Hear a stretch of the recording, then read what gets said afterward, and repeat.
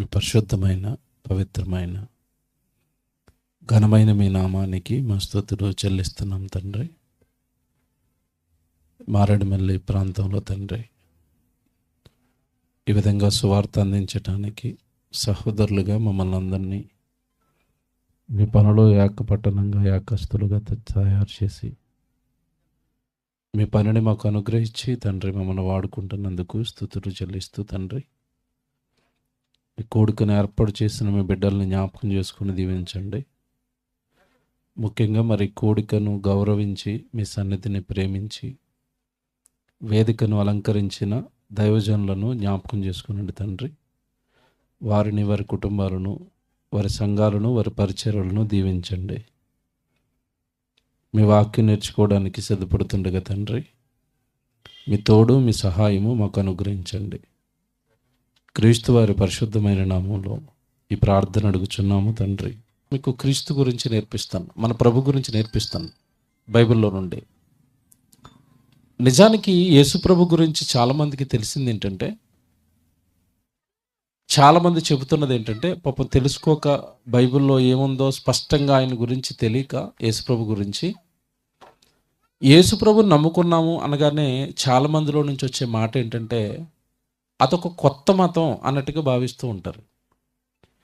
ఆ మతంలోనికి మీరు వెళ్ళారు అని మాట్లాడుతూ ఉంటారు. యేసుక్రీస్తుల వారిని అంగీకరించగానే ఏదో మనం తప్పు చేసామన్నట్టుగా, అంటే బయట వాళ్ళు, అందరూ కాదు, మన వాళ్ళు కాదు, బయట కొంతమంది వాళ్ళు మన బంధువుల్లోనూ ఉంటారు, మన చుట్టాల్లో కూడా ఉంటారు. మనం ఏదో కొత్త దాంట్లోకి వెళ్ళిపోయాం అన్నట్టుగా, ఇదేదో కొత్తది అన్న భావన చాలామందిలో ఉంది. దీనికి కారణం ఏంటంటే, దీనికి ఒక రీజన్ ఏంటంటే, ఈరోజు యేసుక్రీస్తుల వారి జన్మదినం జరుపుతున్నారు. యేసుప్రభు పుట్టి ఎంతకాలం అయ్యింది అనగానే అందరూ చెప్పే మాట ఏంటి చెప్పండి? ఎప్పుడు పుట్టాడు ఆయన? ఈరోజు మనం 2025 అంటున్నాం కనుక యేసుక్రీస్తుల వారు పుట్టి 2025 సంవత్సరాలు అయింది. ఎందుకంటే కాలాన్ని విడగొట్టడానికి ఆయన్నే మధ్యవర్తిగా పెట్టారు. క్రీస్తు పూర్వం, క్రీస్తు శకం, కాలానికి మధ్యవర్తి అయిన. ప్రపంచంలో అప్పటికి చాలామంది చక్రవర్తులు ఉన్నారు, రాజులు ఉన్నారు. అయినా సరే వాళ్ళందరినీ పక్కకు పెట్టి యేసుక్రీస్తుల వారిని కాలానికి మధ్యవర్తిగా పెట్టారు. అంటే అప్పటి నుంచి ఆయన పుట్టిన దగ్గర నుంచి కాలాన్ని లెక్కించడం ప్రారంభించారు. ఈరోజు 2025, దీని గురించి స్పష్టంగా చెప్పాలంటే ఏమని రాయాలి అంటే, క్రీస్తు శకము 2025 డిసెంబర్ 25 అని చెప్పాలి. ఓకేనా? జాగ్రత్తగా వినండి, ఆ డేట్ చెప్పాలి అంటే. ఇప్పుడు ఇది మీరు మనసులో పెట్టుకుని, యేసుక్రీస్తుల వారు నిజంగా 2025 సంవత్సరాల క్రితం నుంచి మాత్రమే ఉన్నాడా? అంతకుముందు లేడా ఆయన? ఈయన కొత్త మతం పెట్టాడా? క్రైస్తవ్యం నూతన మార్గమా? క్రైస్తవ్యం కొత్త మతమా? యేసుప్రభుల వారి ఉనికి ఎప్పటి నుంచి ఉంది? ఇది మన బైబిల్లో నుండి చూద్దాం, నేర్చుకుందాం. ఎందుకంటే బైబిల్లో ఒక మాట ఉంటుంది, మీలో ఉన్న నిరీక్షణను గురించి మిమ్మల్ని ఎవరైనా హేతు అడిగితే అలా అడుగుతున్న వాడికి సాత్వికంతో మీరు సమాధానం చెప్పాలి అని రాయించాడు దేవుడు బైబిల్లో. పేతురు గారు రాసిన మొదటి పత్రిక 2వ అధ్యాయం 15వ వచనం చూడండి బైబిల్లో. అంటే మీరు ప్రభువుని ఎందుకు నమ్ముకుంటున్నారంటే చెప్పగలిగిన శక్తి మనకు ఉండాలి. పేతురు గారు రాసిన మొదటి పత్రిక 2వ అధ్యాయం 15వ వచనం, ఏలయనగా మీరిట్లు యుక్త ప్రవర్తన గలవారై అజ్ఞానముగా మాట్లాడు వారి మూర్ఖుల నోరు ముయుట దేవునికి చిత్తము. చూసారా? అజ్ఞానంగా ఎవరైనా యేసుక్రీస్తుల వారి గురించి కానీ బైబిల్ గురించి కానీ మాట్లాడినప్పుడు వాళ్ళకి మీరు సమాధానం చెప్పాలి అన్నట్టుగా ఉంది. 3వ అధ్యాయం 15వ వచనం చూడండి, అక్కడే 3వ అధ్యాయం 15వ వచనం, 3వ అధ్యాయం 15వ వచనం, మీరు నిర్మలమైన మనస్సాక్షి కలిగిన వారై, ఇదిగో మీలో ఉన్న నిరీక్షణ, అంటే మీరు యేసుప్రభుని నిరీక్షించారు కదా, విశ్వసించారు కదా, మీలో ఉన్న ఈ భక్తిని గురించి, విశ్వాసాన్ని గురించి, నిరీక్షణను గురించి, మీలో ఉన్న నిరీక్షణను గురించి మిమ్మును హేతువు, ఎందుకు మీరు యేసుప్రభుని నమ్మారు, కారణం ఏంటి? హేతువు అనగానే కారణం ఏంటి? ఏ కారణంతో మీరు యేసుప్రభుని నమ్ముతున్నారు? ఏ కారణంతో మీరు యేసుప్రభు దగ్గరికి వెళ్ళారు? ఏ కారణంతో మీరు బాప్తిసం తీసుకున్నారు? ఏ కారణంతో మీరు బైబిల్ చదువుతున్నారు? ఏ కారణంతో మీరు ప్రార్థనలకు వెళ్తున్నారు అని మిమ్మల్ని హేతువు అడుగు ప్రతి వానికి సాత్వికముతోనూ భయముతోనూ సమాధానము చెప్పుటకు ఎల్లప్పుడూ మనం ఎలా ఉండాలట అంటే అర్థం ఏంటి? వాళ్ళు అడగటం పాపం, మీరు చెప్పడానికి రెడీ అయిపోవాలా. కూర్చోండి, చక్కగా టీ తాగుతారా? టీ తాగుతూ మాట్లాడుకుందాం, మేము ఎందుకు యేసుప్రభు నమ్ముకున్నాం, కూర్చొని చాలా చెప్పాలి ఆయన గురించి మీకు. ఎవరి గురించి? యేసుప్రభు గురించి. దానికి మీరు వాళ్ళు అడిగిన తర్వాత సిద్ధపడండి అంటం లేదు. మీరు గమనించారో లేదు? అక్కడ ముందుగానే మీరు సిద్ధపడిపోండి. ఎవరు అడిగినా యేసుప్రభు గురించి చెప్పడానికి సిద్ధపడిపోండి అన్నట్టు. ఎవరు అడిగినా యేసుప్రభు గురించి ఎందుకు నిరీక్షిస్తున్నారు, మీరు ఎందుకు ఆయన్ని నూతనంగా మీరు విశ్వసించారు, ఎందుకు ఈ మధ్యకాలంలో మీరు ప్రార్థనకి వెళ్తున్నారు, బాప్తిస్మం ఎందుకు తీసుకున్నారు, అసలు మీరు గుడికి ఎందుకు వెళ్తున్నారు, బైబిల్ ఎందుకు పట్టుకుంటున్నారు అని క్రీస్తును విశ్వసించిన వారి గురించి ఎవరైనా విశ్వసించిన వారు సమాధానం లేదా హేతు అడిగితే వాళ్ళకి మనం ఏం చెప్పాలట? సమాధానం చెప్పాలి. ఇప్పుడు వాళ్ళు ప్రశ్న అడుగుతారు నిన్ను. ఏం ప్రశ్న అడుగుతారంటే, నిన్నగాక మొన్న కదా మతం వచ్చింది కొత్తగాని, మీరు దాంట్లోకి ఎందుకు వెళ్ళారు, ప్రభుని ఎందుకు విశ్వసించారు, మనం ఎప్పటి నుంచో ఉన్నాం కదా, మనం ఎప్పటి నుంచో మనకు ఉన్నాయి కదా అంటారు. అలాంటప్పుడు మీరు ఏం చెప్తారు వాళ్ళకి? ఎలా చెప్తారు సమాధానం? యేసుప్రభు గురించి కరెక్ట్గా ఇన్ఫర్మేషన్ వాళ్ళకి ఇవ్వాలి. ఎలా ఇవ్వగలుగుతారు? నేను చెప్తాను ఒక వే, మీరు బాగా ఆలోచించుకోండి. ఈరోజు చాలా మంచి మాటలు ఇవి, మీ ఆత్మీయ జీవితానికి ఉపయోగపడతాయి.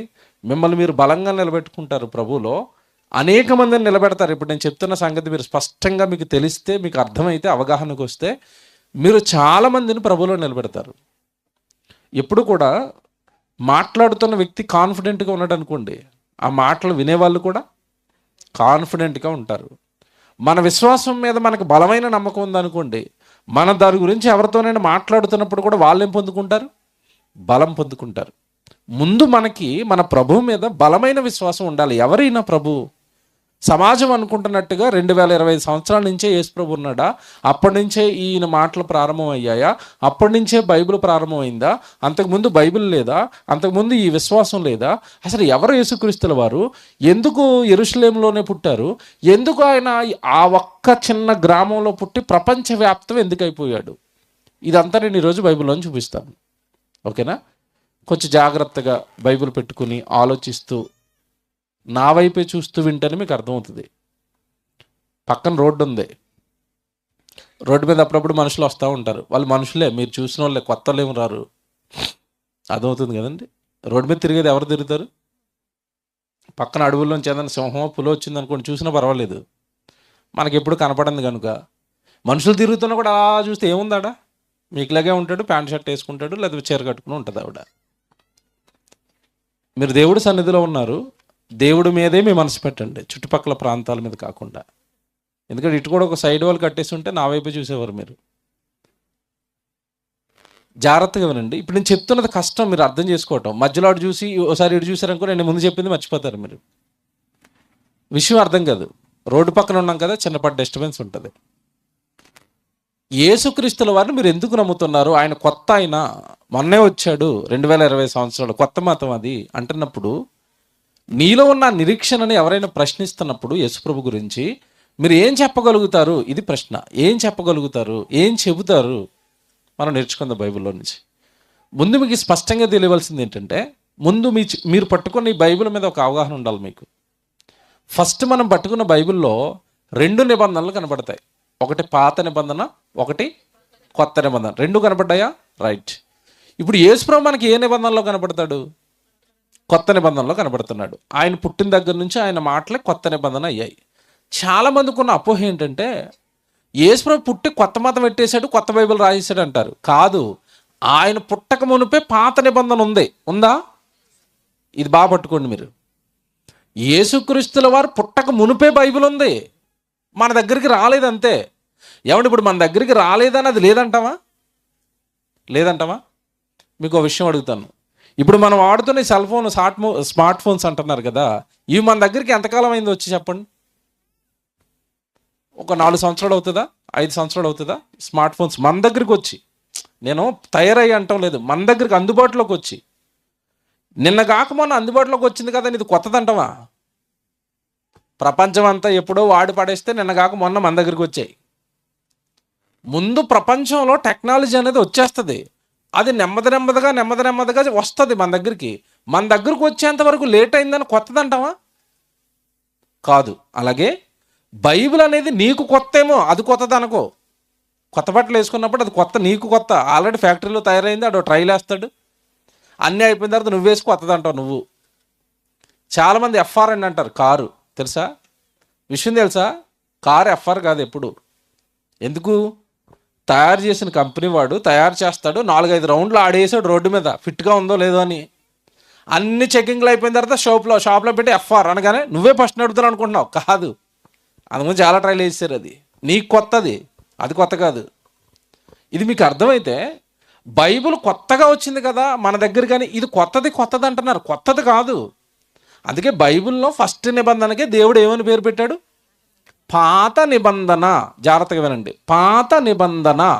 ఆ పాత నిబంధనలో యేసుక్రీస్తుల వారు ఎక్కడ పుడతాడు, ఎప్పుడు పుడతాడు, ఎలా పుడతాడు, పుట్టి ఏమేమి కార్యక్రమాలు చేస్తాడో ముందు పాత నిబంధనలో దేవుడు రాయించాడా? నేను ఇందాక ఒక రెఫరెన్స్ చదివించాను, ప్రవచనం. అది ఇర్మియా గారు చెప్పిన ప్రవచనం. ఇర్మియా గ్రంథం 23వ అధ్యాయం 5వ వచనంలో అది ప్రాఫెసీ, ప్రవచనం. యేసుక్రీస్తుల వారు అప్పటికి ఇంకా పుట్టలేదు, పుట్టబోతున్నాడు. పుట్టడానికి కొన్ని వందల సంవత్సరాల క్రితం యేసుక్రీస్తుల వారు పుట్టి భూమి మీద ఏం చేయబోతున్నాడో ఇర్మియా గారు చెప్తున్న మాటది. రాబో దినములలో నేను దావీదునకు నీతి చిగురును పుట్టించి అతడు రాజై పరిపాలన చేయును. ఎవరు? యేసుక్రీస్తుల వారు. పుట్టాడు, అప్పటికి ఇంకా పుట్టలేదు. పుట్టబోయే వ్యక్తి గురించి ముందుగా చెబుతూ అతన్ని రాజై ఏం చేస్తాడట? పరిపాలన చేస్తాడు. ఏ దేశానికి రాజు? మీకు ఇప్పుడు అర్థమవుతుంది బర్త్డే ప్రపంచం అంతా ఎందుకు జరుగుతుందో. ఆయన భారతదేశానికి రాజు కాదు, అమెరికాకి రాజు కాదు, ప్రపంచం మొత్తానికి రాజు. అందుకే ఎవ్వరికీ లేని పరిపాలన ఆయనకే ఉంది. ఎందుకంటే ఆయన సైన్యం ప్రపంచం అంతా ఉంది. మారేడుమిల్లో ఉన్న మనమంతా ఎవరి సైన్యం చెప్పండి? ఆయన సైన్యమే. అమెరికాలో ఉంది, ఆఫ్రికాలో ఉంది, ఇంగ్లాండ్లో ఉంది, చైనాలో ఉంది. మీరు భారతదేశంలో ఉన్న ఆంధ్రాలో ఉంది, తెలంగాణలో ఉంటుంది, తమిళనాడులో ఉంటుంది, కర్ణాటకలో ఉంటుంది, ఎక్కడికి వెళ్ళినా ఉంటుంది. కారణం ఏంటంటే పుట్టబోయే యేసుక్రీస్తులు భూమి మీద ఉన్న వాళ్ళందరికీ రాజు పరిపాలిస్తాడు. రాజ్యం ఉంది, అదే సంఘం. ఆ రాజ్యానికి ఒక రాజ్యాంగం ఉంది, అదే బైబిలు, చట్టం. రాజు ఆయన, ఇది రాజ్యాంగం. ప్రపంచమంతా ఆయన రాజ్యం ఉంది. పుట్టబోయే యేసుక్రీస్తుల వారు రాజై పరిపాలిస్తాడు అన్నాడు. ఇది మనసులో పెట్టుకోండి. ఇలా మీకు తెలిసిన ప్రవచనాలు చాలా ఉన్నాయి కదా. యెషయా గ్రంథం 9:6 చదువుకుంటారు. యెషయా గారు చెప్పారు యేసు పుట్టబోతున్నాడు అని. ఎందుకంటే మనకు శిశువు అనుగ్రహింపబడును, అతని భుజముల మీద రాజ్యభారం ఉండును, ఆశ్చర్యకరుడు, ఆలోచనకర్త అని ఆయనకి పేర్లు పెట్టబడతారు. అది మరి చదువుకుంటారు ఎప్పుడు? యెషయా 9:6. అది 7:14 వెళ్ళేసరికి కన్యక గర్భవతి అయి కుమారుణ్ణి కానును. అప్పుడు కనలేదు. ఈ మాటలన్నీ ఏ నిబంధనలో ఉన్నాయి? బాగా వినండి, ఏ నిబంధనలో ఉన్నాయి? పాత నిబంధన. ఇప్పుడు చెప్పండి, యేసుప్రభు కొత్తగా వచ్చినోడా? ముందు నుంచి ఆయన గురించి సమాచారం ఉందా? ఉంది. ఇది మనసులో పెట్టుకోండి. యేసుప్రభు గురించి ముందు నుంచే సమాచారం ఉంది, కొత్తగా పుట్టిన ఆయన కాదు ఆయన. ఇది మనసులో పెట్టుకోండి. ఇప్పుడు ఇలా మనం చెప్పామనుకోండి, మాకు ఏంటంటే ఆధారాలు ఉన్నాయనడానికి ఆయన అంటారు. ఇప్పుడు క్రైస్తవుల్ని నమ్మించడానికి ఒక ఆధారం చూపిస్తాను. అంటే క్రైస్తవులు అప్పుడప్పుడే వచ్చి యేసుప్రభు ముందు నుంచే ఉన్నాడు అని తెలియని వాళ్ళకి చెప్పడానికి ఒక వే చూపిస్తాను. అసలు నాకు బైబిలే తెలీదు, ముందు నుంచే యేసుప్రభు ఉన్నారని ఎలా చెప్తారంటే అక్కడో వే చూపిస్తాను. రెండూ చూపిస్తాను బైబిల్లో. జాగ్రత్తగా వినండి. యేసుప్రభువు నిన్నగాక మొన్న 2025 సంవత్సరాల క్రితం పుట్టిన పుట్టుక ఏదైతే ఉందో అది కేవలం శరీరాన్ని ధరించిన పుట్టుకది.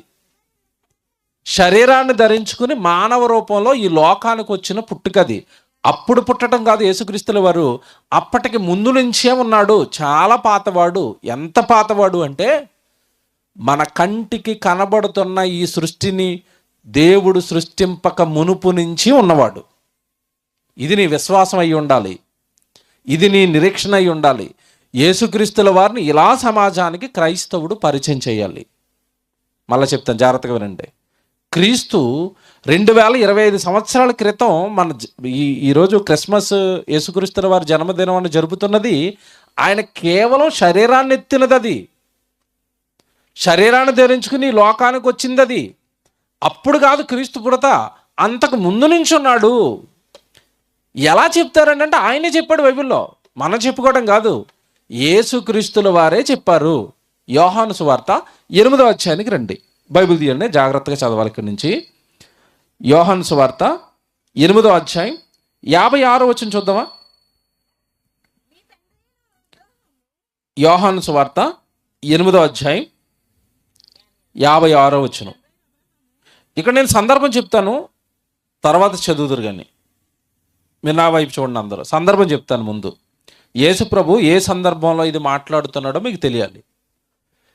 యేసుప్రభు వాక్యం చెప్తున్న కాలంలో ఈరోజు చాలామంది ఆయన మాటలు విశ్వసించకుండా ఆయన మీద ఎలాగైతే తిరగబడుతున్నారో, యేసుక్రీస్తుల వారు ప్రభు బ్రతుకున్న కాలంలో వాక్యం చెప్తుంటే మారండి, మీ పాపాలు మానేయండి, పరలోకం ఉంది, స్వర్గం ఉంది, చచ్చిపోయిన తర్వాత నరకానికి వెళ్ళిపోతారు, నా మార్గంలోకి రండి అని చెప్తున్నాడు బ్రతుకుండగా మహానుభావుడు. ఎవరు నమ్మట్లేదు ఆ రోజు. ఎక్కువగా నమ్మకపోగా చాలామంది ఏమంటున్నారంటే వ్యతిరేకిస్తున్నారు, తిట్టడానికి వచ్చారు, కొట్టడానికి వచ్చారు, చంపడానికి వచ్చారు. అప్పుడు వాళ్ళతో మాట్లాడుతున్నాడు ఇది, ఒరే మీరు దేవుని పిల్లలు కదా, సాక్షాత్తు దేవుడు కన్నాడు కదా భూమి మీద ఉన్న మనుషులందరినీ, మీరు దేవుని పిల్లలు కాస్త దెయ్యం పిల్లలుగా మారిపోయారు అన్నాడు. అపవాది సంబంధులుగా మారిపోయారు. చంపటము, కొట్టటము, తిట్టటము ఇది దేవుడి పిల్లలు చేసే పని కాదు, దెయ్యం పిల్లలు చేసే పని ఇది, మీరు దెయ్యం పిల్లలుగా మారిపోయారు అని తిట్టాడు వాళ్ళని. అప్పుడు వాళ్ళు ఏమన్నారంటే, మమ్మల్ని అపవాది పిల్లలు అంటున్నావేంటి, మా తండ్రి ఎవరో తెలుసా నీకు అన్నారు వాళ్ళు. ఎవరు వాళ్ళ తండ్రి, మూల పురుషుడు ఎవరు వీళ్ళకంటే అబ్రహాము. ఎందుకంటే ఇశ్రాయేలీలకు మూల పురుషుడు ఎవరు అంటే అబ్రహాము. అబ్రహాము కొడుకు ఇస్సాకు, ఇస్సాకు కొడుకు యాకోబు, యాకోబు కొడుకు 12 మంది గోత్రాల వల్లే ఇశ్రాయేలీలు, యూదులు. వీళ్ళు అంటున్నారు మా తండ్రి ఏమి దయ్యం కాదు, మా తండ్రి ఏమి అపవాది కాదు, మా తండ్రి అబ్రహాము అన్నారు. దొరికారురా వీళ్ళు అనుకున్నాడు. మీ నాన్న ఎవరు అని అడిగాడు. మళ్ళీ మీ మూల పురుషుడు ఎవరు అని అడిగాడు. ఎవరు వీళ్ళకి మూల పురుషుడు? అబ్రహాము. అబ్రహాముకి యేసుప్రభుకి కొన్ని వేల సంవత్సరాల గ్యాప్ ఉంది. ఆయన పుట్టి మాట్లాడుతున్న కొన్ని వేల సంవత్సరాల క్రితం అబ్రహాం గారు అని ఆయన భూమి మీద పుట్టి బ్రతికి చచ్చిపోయాడు. ఆయన పిల్లలే అప్పుడుకున్నారు సంతానం. వాళ్ళతో మాట్లాడుతున్నాడు. మీ నాన్న అబ్రహాము, మీ నాన్న అబ్రహాము, మీ నాన్న అబ్రహాం అంటున్నారు కదా, మీకు ఇన్ఫర్మేషన్ ఇస్తానని ఇప్పుడు అన్నాడు. 56 ఇప్పుడు చదవండి. మీ తండ్రి అయిన అబ్రహాము నా దినము చూతునని మిగులు ఆనందించెను, అది చూచి సంతోషించెను. ఇప్పుడు ఆగండి, అసలు మీ బతుకులు బాగోలేదు, మీరు మంచివాళ్ళు కాదని తిడుతుంటే మేమేమనుకుంటున్నాం, మా నాన్న ఎవరు అనుకుంటున్నామని వాళ్ళ నాన్న పేరు చెప్పుకుని బతుకుతున్నారు వీళ్ళు. లోకంలో ఒక సామెత ఉంటుంది కదా, చెట్టు పేరు చెప్పుకొని కాయలు అమ్ముకోవటం. అబ్రహాం భక్తిపరుడే, అబ్రహాం నుంచి వచ్చిన ఈ సంతానంలో ఆ భక్తి లేదు. అది యేసుప్రభు గమనించి సరిచేస్తుంటే ఏమనుకుంటున్నాం, మమ్మల్ని మా వంశం ఏమనుకుంటున్నావు అంతే కదా. అప్పుడప్పుడు మనుషులు మాట్లాడతారు, నీతో నాకు మాట్లాడి మా వంశం ఏంటనుకుంటున్నావు, మా కుటుంబం ఏమనుకుంటున్నావు, మా ఇంటి పేరు ఏమనుకుంటున్నావు అంటారు. అలా మాట్లాడుతున్నారు వీళ్ళు. మా నాన్న అబ్రహాము, మా నాన్న అబ్రహాం అంటే ఆగండి, మీ నాన్న అబ్రహాం అంటున్నారు కదా, మీ నాన్నే నా గురించి వెయిట్ చేశాడు అన్నాడు. మీ నాన్న నా దినం చూడాలని ఆశపడ్డాడు, నన్ను చూశాడు మీ నాన్న, నన్ను చూసి మీ నాన్న చాలా సంతోషించాడు మీ అబ్రహాము అన్నాడు. వీళ్ళకి డౌట్ ఏంటి తెలుసా, ఈయన మాట్లాడుతున్నదేమో సుమారుగా ఆయన పుట్టి 30 సంవత్సరాలకి సువార్త ప్రారంభించాడు కదా, ఆయన ఏజ్ 30 సంవత్సరాలు. ఈయన 30 సంవత్సరాలలో వాక్యం చెబుతూ అంతకుముందు కొన్ని వందల వేల సంవత్సరాల క్రితం చచ్చిపోయిన అబ్రహాం గారి గురించి ఎత్తి మీ అబ్రహాము నన్ను చూశాడు అన్నాడు. వాళ్ళకి మతిపోయింది. నీ వయసు ఏంటి, నువ్వు మాట్లాడుతున్న మాటలేంటి అంటారు వాళ్ళు. కింద చూడండి ఆ తర్వాత. అందుకు యూదులు, నీకింకను 50 సంవత్సరములైనను లేవే, నువ్వు అబ్రహామును చూసావా, నువ్వు అబ్రహామును చూసావా. ఇది మీకు అర్థం అవ్వాలి, ఇది పట్టుకోవాలి మీరు. నేను ఉదాహరణలు చెప్తాను మీకు అర్థం అవడానికి. నా వైపు చూడండి. ఈయన మాట్లాడుతున్న టైంకి ఈయన వయసు 30 సంవత్సరాలు అండి యేసుప్రభుకి. ఈయన అబ్రహాం గారి గురించి, ఎప్పుడో పుట్టి చచ్చిపోయిన అబ్రహాం గారి గురించి మాట్లాడుతూ మీ నాన్న నన్ను చూశాడు అన్నాడు ఆయన. వీళ్ళకి డౌట్ వచ్చింది, నీ వయసు కనీసం 50 సంవత్సరాలు అయిన లేవు కదా, నువ్వు ఎప్పుడో పుట్టి చచ్చిపోయిన అబ్రహామును చూశానంటున్నావేంటి, నువ్వు నిన్నగాక మొన్న కదా పుట్టావు అంటున్నారు. ఈరోజు సమాజం ఎలా మాట్లాడుతుంది, యేసుప్రభు 2020 సంవత్సరాల క్రితమే పుట్టాడని ఈ రోజు ఎలా మాట్లాడుతున్నారో, ఆ రోజు ఆయన చుట్టూ ఉన్న వాళ్ళు కూడా అదే మాట్లాడుతున్నారు. నీకు 50 సంవత్సరాలు అయినా లేవు కదా, ఎప్పుడో పుట్టి చచ్చిపోయిన అబ్రహాం నువ్వు చూసావా, నిన్న ఆయన చూశాడా, నువ్వేంటి ఎలా మాట్లాడుతున్నావు యేసుప్రభు. మీకు అర్థం అవడం చెప్తాను. నా వైపు చూడండి అందరూ. మన భారతదేశంలో 1947లో మనకి స్వాతంత్ర్యం వచ్చిందా? ఎవరి వలన వచ్చింది? మనకి గాంధీ గారి వలన వచ్చింది.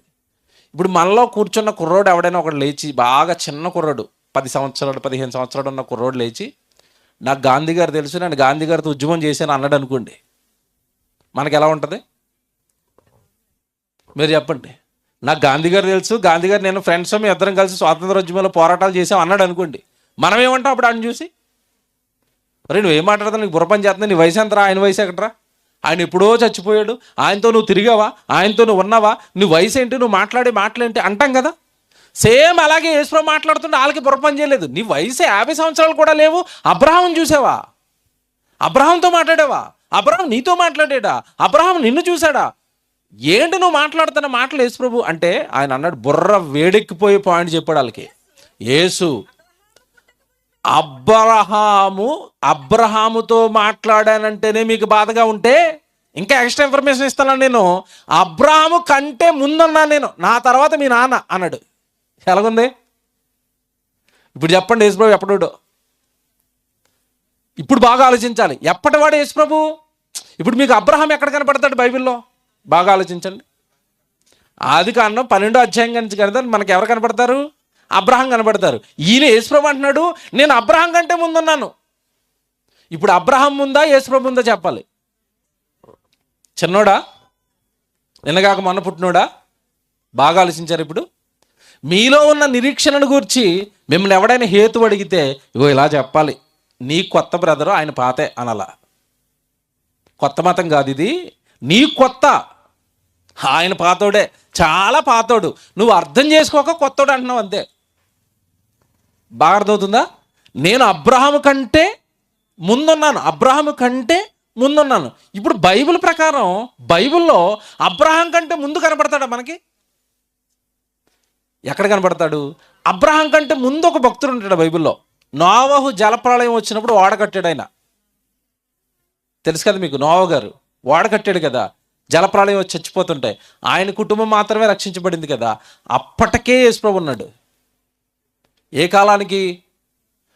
అబ్రహాం గారి కంటే ముందున్నాను అంటే మనం వెనక్కి వెళ్తున్నాం. అబ్రహాం కంటే ముందు ఎక్కడున్నాడు అంటే నోవహు గారి కాలానికి కూడా యేసుప్రభు ఉన్నాడు. ఎలా చెప్తారండి మీరు? పేతురు గారు రాసిన మొదటి పత్రిక బైబిల్లో చూడండి, 3వ అధ్యాయం 19వ వచనం.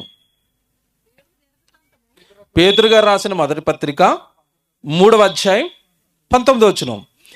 ఇందువలన 19వ వచనం అండి, 3వ అధ్యాయం 19వ వచనం.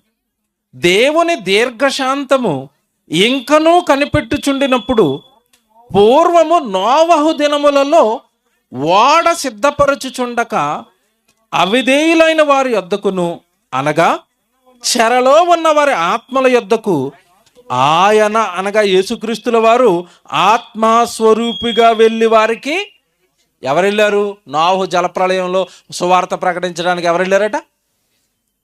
ఆత్మస్వరూపిగా అక్కడికి వెళ్ళాడట. అప్పటికి మరియమ్మ గారి గర్భంలో ధరించుకున్న దేహం లేదు, అప్పటికి ఆయన ఆత్మగా ఉన్నాడు. ఎప్పటికీ? నోవహు గారి కాలానికి. అర్థమవుతుందా? ఇప్పుడు బైబిల్లో నోవహు గారి కాలంలో ఉన్నాడు, అబ్రహాం గారి కాలంలో ఉన్నాడు, అబ్రహాం గారి కంటే ముందున్నాడు. ఇశ్రాయేలీయులు అరణ్యంలో ప్రయాణం చేస్తున్నప్పుడు కూడా వాళ్ళతో ఉన్నాడా? అగ్నిస్తంభంగా మేఘస్తంభంగా వాళ్ళతో ఉన్నాడు. ఇప్పుడు చెప్పండి, యేసుప్రభు కొత్తోడా? యేసుప్రభు నిన్నగాక మొన్న పుట్టినోడా? నిన్నగాక మొన్న 2025 సంవత్సరాల క్రితం శరీరాన్ని ధరించుకున్నాడు. పాత అయినా, చాలా పాత అయినా. ఎప్పటి పాత అయిన అంటే అబ్రహాం కంటే ముందున్నవాడు, నోవహు గారి కాలం కంటే ముందున్నవాడు. అర్థమవుతున్నా? యేసుప్రభు అర్థమవుతున్నాడు నెమ్మదిగా. ఇప్పుడు ఇవన్నీ చెప్పాం అనుకోండి మనం.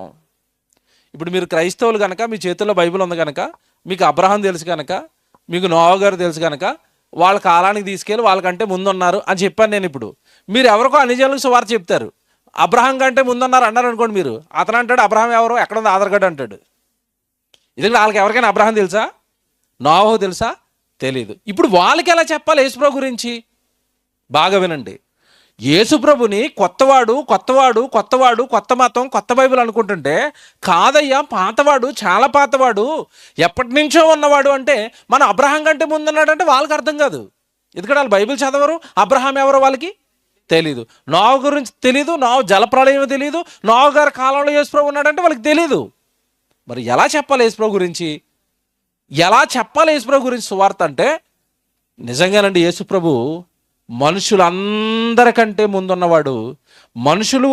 మనుషులు అనుభవిస్తున్న ఈ ప్రకృతి ఉంది చూశారు, సృష్టి, దీనికంటే ముందున్నవాడు. As టీజ్గా Bible అలాగుంది. కొలసీలకు రాసిన పత్రిక తీయండి.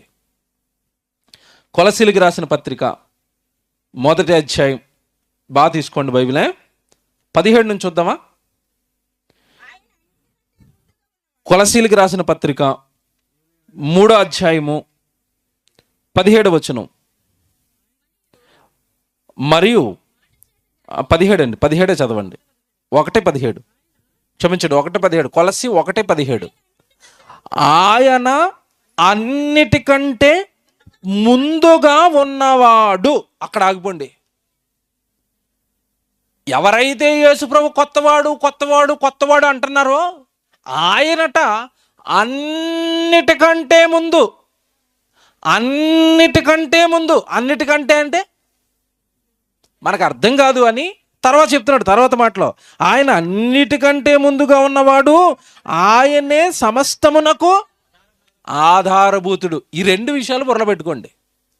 అన్నిటికంటే ముందున్నవాడు, అన్నిటికీ ఆధారం ఆయనే.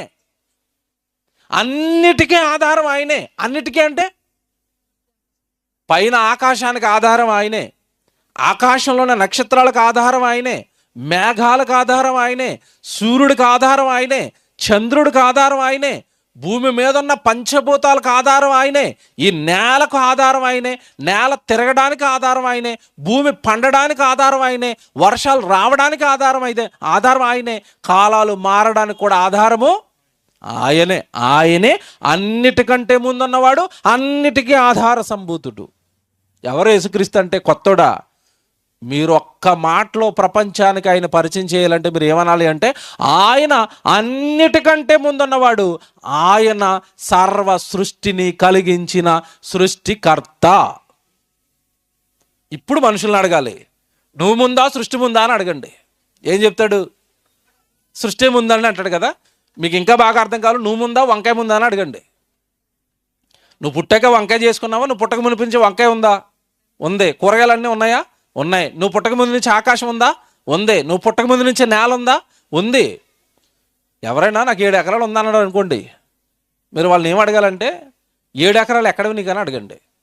వెంటనే ఏమంటాడు? మా నాన్న ఇచ్చాడు అంటాడు. ఇప్పుడు వాళ్ళ నాన్న బతుకుంటే వాళ్ళ నాన్న అడగండి, నీకు ఎక్కడ 7 ఎకరాలన్నీ? వాళ్ళ నాన్న ఏమంటాడు? మా నాన్న ఇచ్చాడు అంటాడు. వాళ్ళ నాన్న కూడా వాళ్ళ తాత బతుకున్నాడు, వాళ్ళ తాత అడగండి ఎక్కడ 7 ఎకరాలన్నీ? అతను ఏమంటాడు? మా నాన్న ఇచ్చాడు అంటాడు. ఎవరిని అడిగినా ఎవడో ఒకడు ఇచ్చాడు అన్నాడు తప్ప నేను చేసుకున్నాను అన్నాడా? అర్థమవుతుందా? వాళ్ళ తాతలు మనుషులు ఇచ్చుకుంటూ వెళ్ళారు. అసలు మరి మొత్తం అందరికీ మనుషులకి నేల ఇచ్చింది ఎవరు? యేసుక్రీస్తు. మర్చిపోకండి. పైన చదువుదామా? ఇప్పుడు 16 చదవండి. 16 నేను చెప్పిందంతా పైన ఉంచండి. 16లో ఏలయనగా ఆకాశమందున్నవియు, అదే నేను చెప్పాను ఇందాక, ఆకాశమందున్నవి చాలా ఉన్నాయి. మేఘాలు, నక్షత్రాలు, సూర్యుడు, చంద్రుడు, గ్రహాలు. ఆకాశమందున్నవియు, భూమి మీద ఉన్నవియు, దృశ్యమైనవి కానీ అదృశ్యమైనవి కానీ. ఎందుకంటే సృష్టిలో కనబడేవి ఉన్నాయి, కనబడనివి ఉన్నాయి. నేల కనబడుతుంది, గాలి కనబడుతుందా? మీరు బాగా ఆలోచించండి. నీళ్లు కనబడతాయి, కరెంట్ కనబడుతుందా? నీళ్ళ ద్వారానే కరెంట్ తయారు చేస్తారు, అందులో నుంచి కరెంట్ వస్తుంది. నీళ్లు కనబడతాయి, కరెంట్ కనబడుతుందా? నీ కళ్ళకు కనిపించేవి ఉన్నాయి, కనిపించనివి కూడా ఉన్నాయి.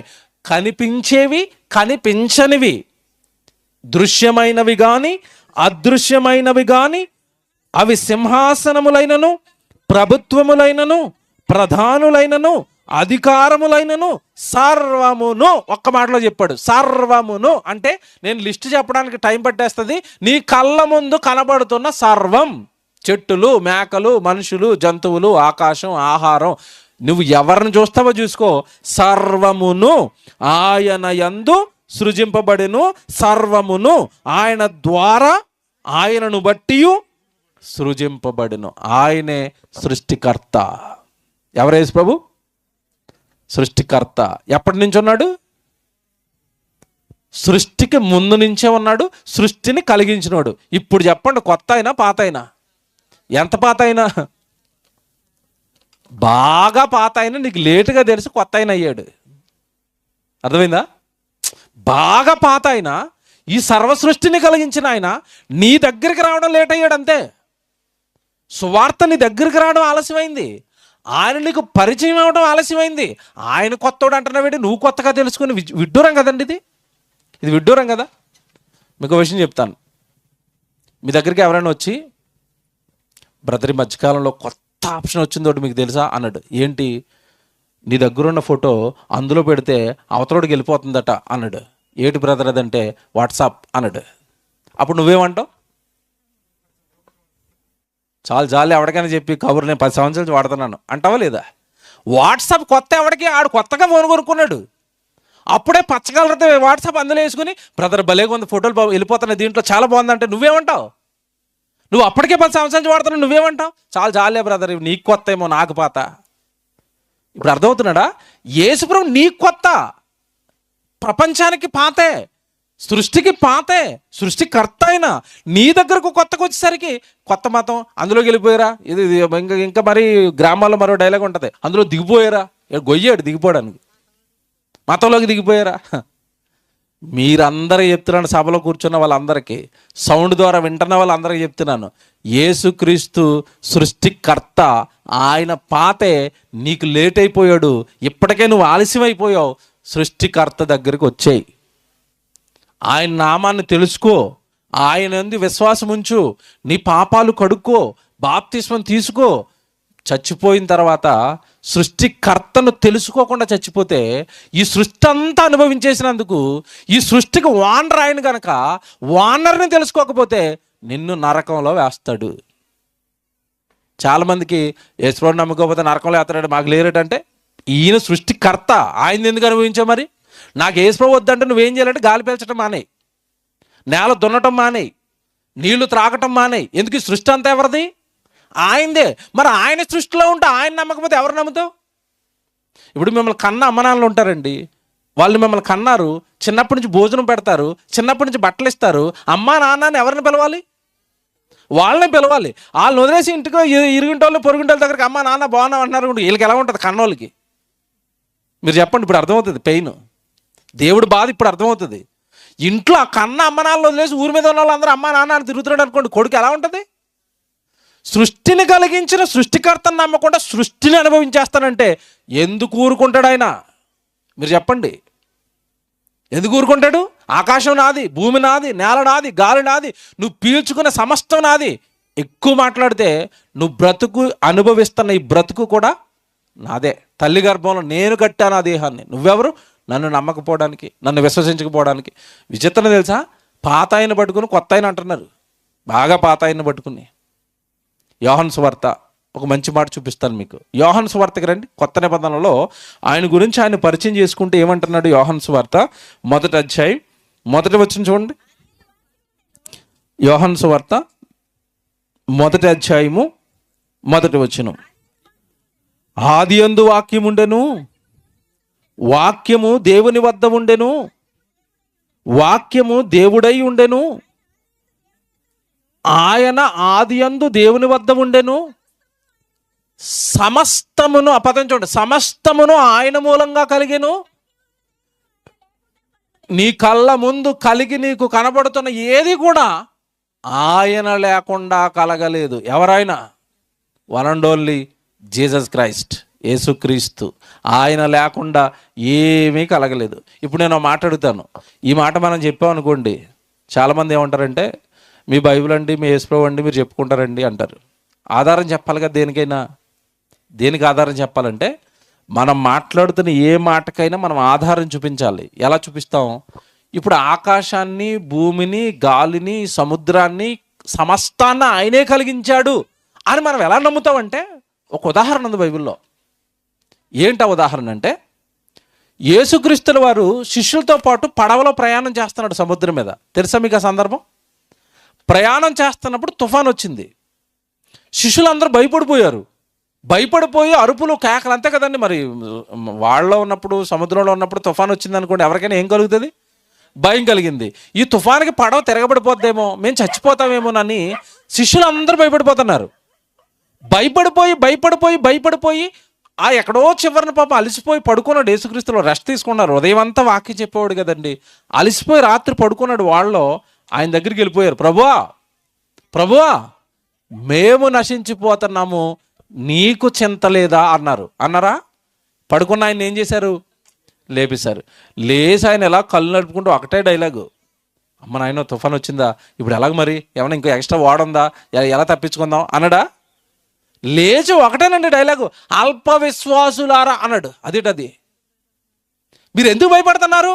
వాడలో మీతో పాటు ఉన్నది ఎవరో తెలిస్తే మీకు గుండె ఆగిపోద్ది.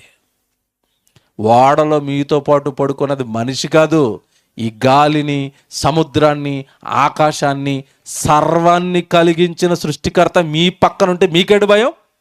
ఎందుకు భయపడుతున్నారు మీరు? వాళ్ళకేం అర్థం అవ్వలేదు. మీకెందుకు భయపడుతున్నారంటే వాళ్ళకేం అర్థం అవ్వలేదు. లేచి మోకాళ్ళు వేసి ఏం ప్రార్థన చేయలేదు వాటి కోసం. గాలిని, సముద్రమును గద్దించటం అంటే, నా వైపు చూడాలి అందరూ, గద్దించటం అంటే పిల్లలు తప్పు చేసినప్పుడు తల్లిదండ్రులు ఏం చేస్తారు? అలా చేయకండి, సైలెంట్గా మూలం కూర్చోండి అన్నారు అనుకోండి, అన్నాడు కీయమని మూలం కూర్చుంటాడు. ఇప్పుడు ఈయన గద్దిస్తున్నాడు ఎవరిని? పిల్లల్ని కాదు, గాలిని, సముద్రాన్ని గద్దిస్తే అవి మిక్కిలి నిమ్మలమాయను, సైలెంట్గా అయిపోయినాయట. ఏంటవి? గాలి, సముద్రం. నేను అడుగుతున్నాను, ప్రపంచంలో ఎవరినైనా గాలిని, సముద్రాన్ని గద్దించమనండి. తుఫాన్ వస్తున్నప్పుడు బయట ఉండే, తుఫాన్ ఎందుకు వస్తున్నామంటే ఈయన ఎత్తుకుని వెళ్ళిపోద్ది, అంతే కదండి. మన ముంతాజ్ తుఫాన్ ఏదో భలే పేర్లు పెడతారు వీళ్ళు, ముంతాజు, తాజ్మహల్ లాగా. ఆ తుఫాన్ వచ్చినప్పుడు ఎవరినైనా యేసుప్రభు గద్దించినట్టుగా బయటకు వచ్చి రోడ్డు మీదకి, తుఫాను మా మారేడు మీదకి ఎందుకు వస్తా అనమనండి. ఆ గాలి వచ్చి నెత్తుకుని వెళ్ళిపోద్ది. ఆయన మోకాళ్ళు వేసి బాబు మీకు హలో ఏమన్నాడు అంటే గద్దింపు. ఇప్పుడు ఈయన గద్దిస్తే అవెందుకు లోబడ్డాయి? మీరు బాగా ఆలోచించాలి అక్కడ పాయింట్. యేసుప్రభు గద్దిస్తే సముద్రం ఎందుకు సైలెంట్ అయింది? యేసుప్రభు గద్దిస్తే గాలి ఎందుకు సైలెంట్ అవుతుంది? ఇందా మీరు చదువుకున్న మాట, ఆయన లేకుండా సమస్తమును ఆయన మూలముగా కలిగి ఉన్నది ఏదియో ఆయన లేకుండా కలగలేదు. ఇప్పుడు చెప్పండి, సృష్టికి ఓనర్ ఎవరు? యేసుక్రీస్తు. ఓనర్ గారి దగ్గరికి రావటం మతమా? ఓనర్ గారిని నమ్ముకోవటం మతమా? నిజమైన సృష్టికర్త యేసుక్రీస్తుల వారు ఆయన దగ్గరికి రావటమే మనకి పెద్ద ఆశీర్వాదం. సృష్టికర్తను ఎరిగాం. నేను చెప్తాను, ప్రపంచంలో ఎవడైనా ఏదైనా గొప్పది సాధించాడు అంటే అది యేసుప్రభువుని నమ్ముకోవటం అండి. వాడికంటే ప్రపంచంలో మరో గొప్పవాడు లేడు. యేసుక్రీస్తుల వారిని నమ్మిన వాడికంటే ప్రపంచంలో గొప్పవాడు ఎవడో లేడు. ఎందుకంటే భూమి మీద ఉండగాను క్షేమంగా ఉంటాం ఆయన నమ్ముకుంటే. సృష్టి అయిందే కనుక చచ్చిపోయిన తర్వాత కూడా మన పాపాలు కడిగేసి మనకి స్వర్గానికి తీసుకెళ్ళిపోతాడు. ఇంత గ్యారంటీ ఎవరి దగ్గర దొరుకుతుంది? మీరు చెప్పండి, ఎవరి దగ్గర దొరుకుతుంది? చనిపోతారా? స్వర్గం నా దగ్గరికి రండి, ప్రియులారా, నరులారా, తిరిగి రండి, వెల్కమ్, నా దగ్గరికి వచ్చేయండి స్వర్గానికి, పరలోకానికి అంటున్నాడు. భూమి మీద ఉండగాను క్షేమాన్ని ఇస్తున్నాడు. భూమి మీద ఉండగా మన పాపాలు తీసేశాడు. నిజంగా ప్రభువుని నమ్మిన వాళ్ళ జీవితాలు అలా ఉంటాయి మీకు తెలియదు కాదు కదా. మనం అబద్ధాలు ఆడడం, దొంగతనాలు చేయం, నరహత్యలు చేయం, వ్యభిచారాలు చేయం, వీటన్నిటికీ దూరం అయిపోవడమే పెద్ద ఆశీర్వాదం కదండి మనకి. ఇప్పుడు చదువుకున్న వాళ్ళు, డబ్బులున్న వాళ్ళు, కోట్లు ఆస్తున్న వాళ్ళు, వాళ్ళ పిల్లలు వ్యభిచారులుగా, దొంగలుగా, త్రాగుబోతులుగా మారిపోతే వాళ్ళని మార్చుకోవడానికి ఎన్ని కష్టాలు పడుతున్నారండి వాళ్ళు. అధికారం ఉంది, డబ్బు ఉంది, కానీ పిల్లలు బాగోలేదు. కానీ మన పిల్లలు అలాగైపోలేదు కదా. మన పిల్లల్లో భయం ఉంది కదా, మన పిల్లల్లో భక్తి ఉంది కదా, మన పిల్లలు ప్రార్థనకు వస్తున్నారు కదా. మనము మన కుటుంబం క్షేమంగా ఉన్నామంటే కారణం యేసుక్రీస్తుల వారు. ఎంత క్షేమాన్ని ఇచ్చాడండి భూమి మీద, ఎంత నెమ్మదినిచ్చాడు, ఎంత శాంతినిచ్చాడు, ఎంత సమాధానాన్ని ఇచ్చాడు. ఎవడొకప్పుడు మీకు తెలియదు కాదు కదా, ఏదైనా ఒక నేరం చేశాడు అనుకోండి, ఆ నేరం చేసిన వాడు కుమిలిపోయేవాడు ఎప్పటికైనా. ఈ నేరం చేసేసాను, నేను నేరం చేసేసాను ఎలాగా, ఈ పాపం చేశాను ఎలాగాని. ఆయన వచ్చి ఒకటే అన్నాడు, డోంట్ వరీ, పాపాలు చేసావా, నన్ను నమ్ముకో, మారు మనసు పొందు, పశ్చాత్తాపంతో నువ్వు చేసిన పాపాలన్నీ విడిచిపెట్టు, నీకు క్షేమ, నువ్వు పాదంతా మర్చిపోయావని కడిగేశాను, తుడిచేశాను అన్నాడు. ఎంత హాయిగా ఉన్నామండి ఈరోజు మనం. పరిశుద్ధులమని చెప్పుకుంటున్నాం, పవిత్రులని చెప్పుకుంటున్నాం, నీతిమంతులమని చెప్పుకుంటున్నాం, బైబిల్ పట్టుకున్నాం, సంఘానికి వెళుతున్నాం. ఈ క్షేమానికి కారణం ప్రభువైన యేసుక్రీస్తు. కానీ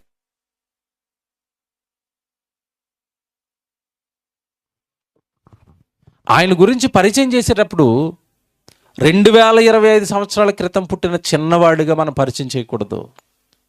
ఆయన ఆది యందు ఉన్నవాడు, ఆయన సృష్టికి ముందు నుంచే ఉన్నవాడు, సర్వ సృష్టికి ఆధార సంభూతుడు, సృష్టి కంటే ముందు నుంచున్నాడు. అంటే సృష్టికర్త, ఈ సృష్టిని కలిగించిన వాడు, సృష్టిలో ఉన్న మానవులందరూ నమ్ముకోవలసిన వాడు. మీకు విషయం చెప్పనా, ప్రపంచంలో ఉన్న వాళ్ళందరి దగ్గరకు బైబిల్ ఎందుకు వెళ్ళింది? ప్రతి భాషలోకి బైబిల్ ఎందుకు వెళ్ళింది? ప్రతి దేశంలోకి బైబిల్ ఎందుకు వెళ్ళింది? భూమి మీద ఉన్న మనుషులందరూ ఆయన పిల్లలే కనుక ఆయన పిల్లలందరి దగ్గరికి దేవుడు తన కుమారుడైన యేసుక్రీస్తుల వారి ద్వారా, యేసుక్రీస్తుల వారి రక్షణను, బైబిలును వాళ్ళందరి దగ్గరికి తీసుకెళ్ళాడా? ఏమండి, ఈరోజు మనకి ఎంత హాయి అంటే, కుటుంబంలో 4 ఉన్నారనుకోండి, బైబిల్ ఎన్ని ఉంటాయి? 4 బైబిళ్ళు ఉంటాయి. అందుబాటులోకి వచ్చిందా?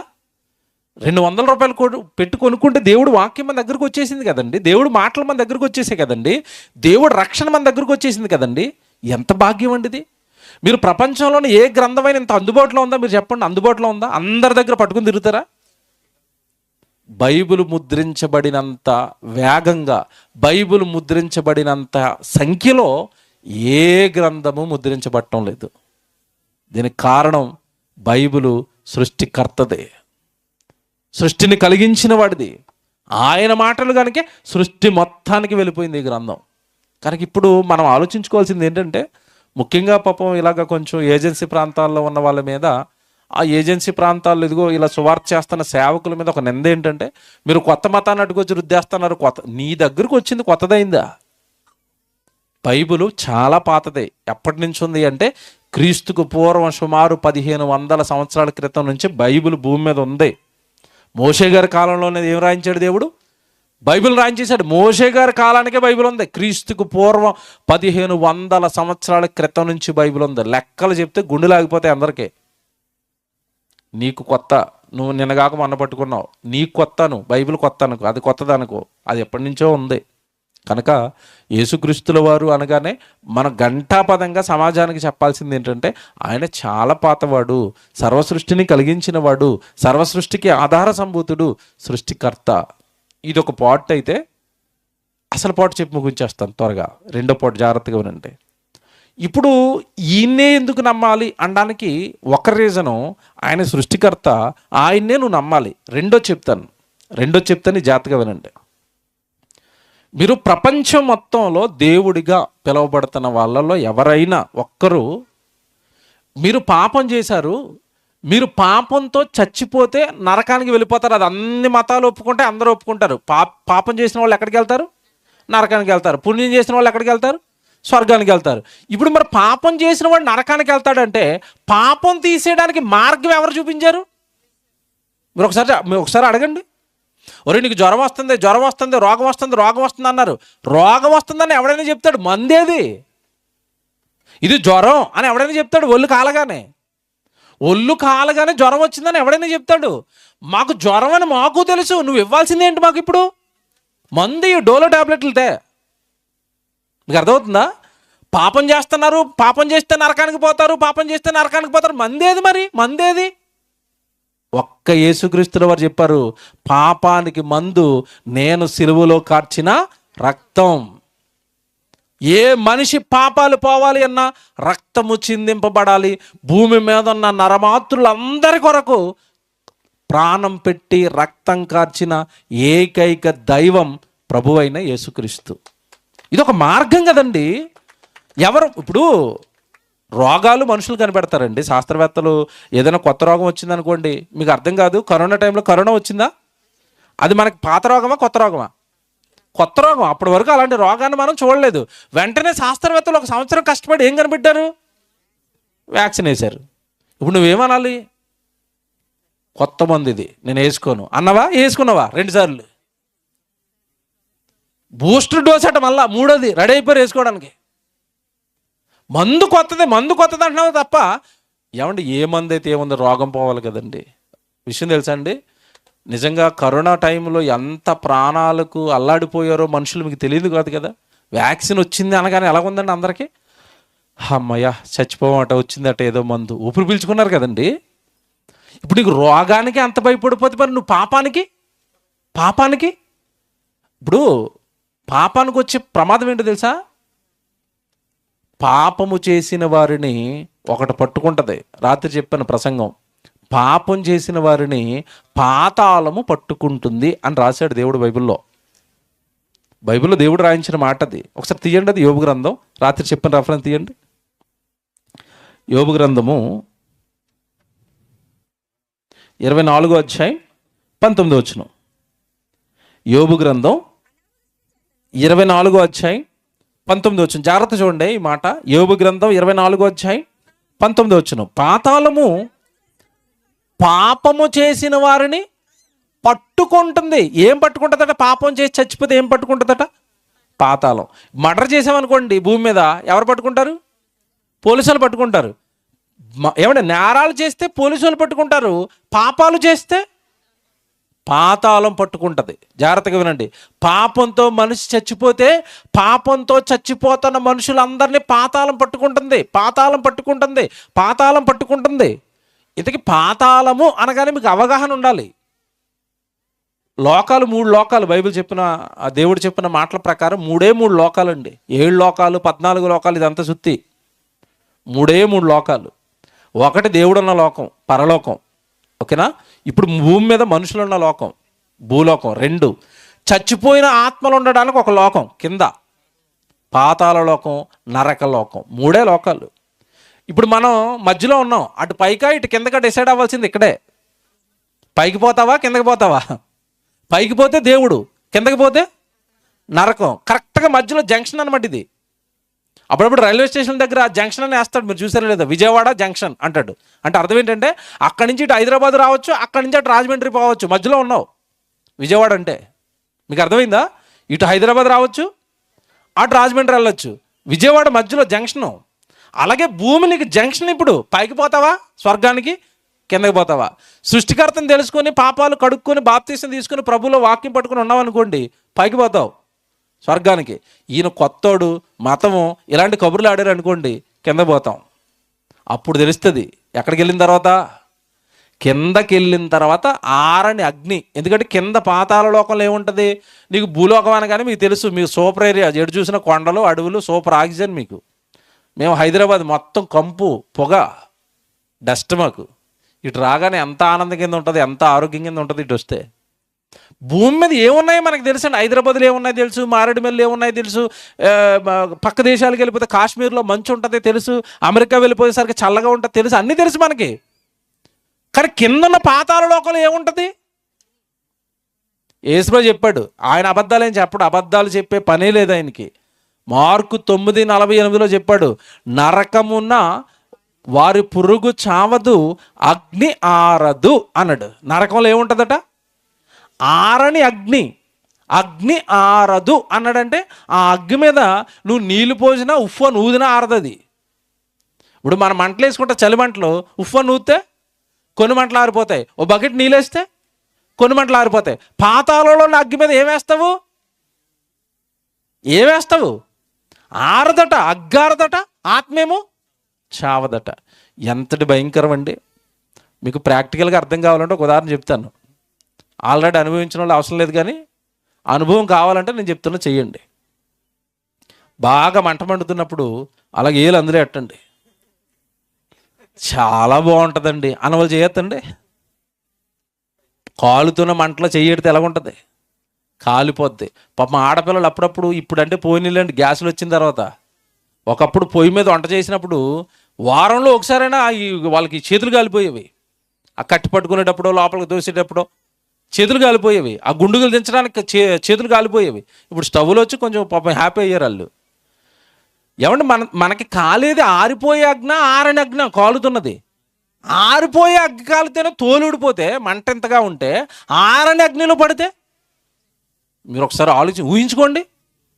అది చాలా బాధ అండి, చాలా భయానకం, భరించలేడు మనిషి. అందుకే దేవుడు యేసుక్రీస్తుల వారు అది నీకు తప్పించడానికే ఆయన సిలువలో బాధలు పడ్డాడు, నిన్ను సేవ్ చేయడానికి. నిన్ను రక్షించడానికి నువ్వు చేసిన తప్పులు, నేరాలు, పాపాలు ఆయన భుజాల మీద వేసుకుని నీకు పడాల్సిన శిక్ష అంతా ఆయన అనుభవించేసి ఆయన రక్తం ద్వారా నీ పాపాలన్నీ కడిగి నీకు స్వర్గాన్ని సిద్ధం చేశాడు. ఎంత మంచి దేవుడు ఎక్కడుంటాడు చెప్పండి?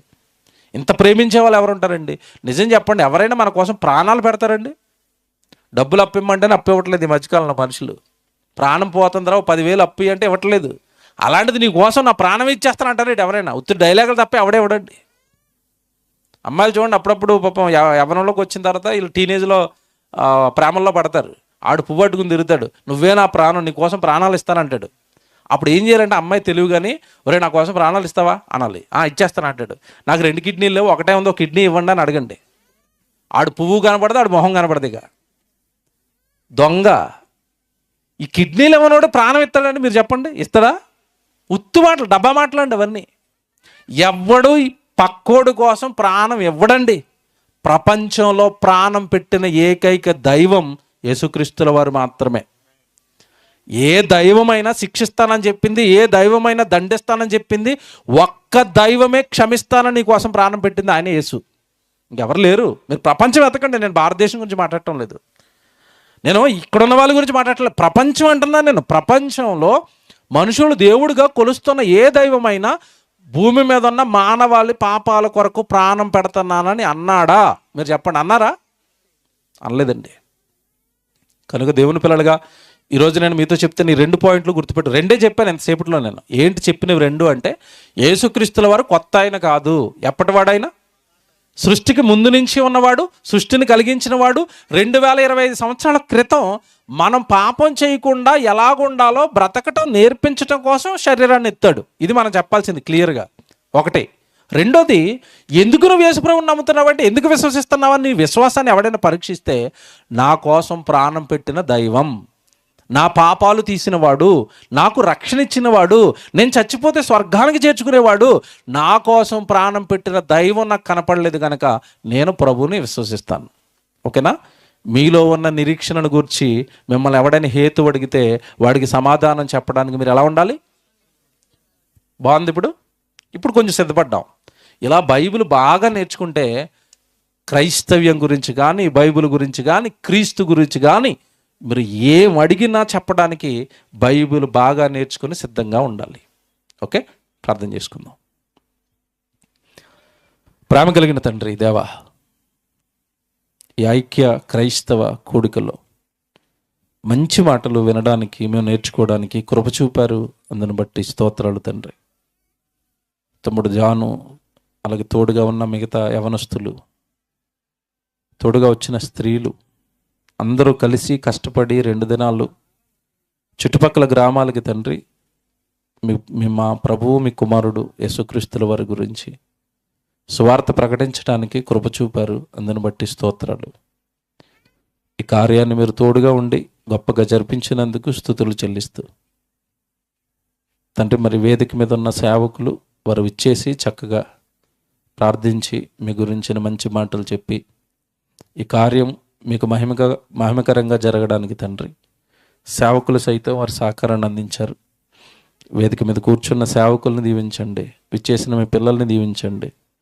అందరూ మీ వాక్యంలో గొప్పవారై తండ్రి, వారికి ఉన్న విశ్వాసాన్ని, మిమ్మల్ని మీ కుమారుడైన యేసుక్రీస్తుల వారిని విశ్వసించిన విశ్వాసాన్ని తండ్రి బలంగా ప్రకటించే మరి పిల్లలుగా అందరినీ దీవించమని ప్రార్థిస్తూ క్రీస్తు వారి పరిశుద్ధమైన నామంలో ఈ ప్రార్థన విన్నపాలు అడిగి వేడుకొనుచున్నాము తండ్రి.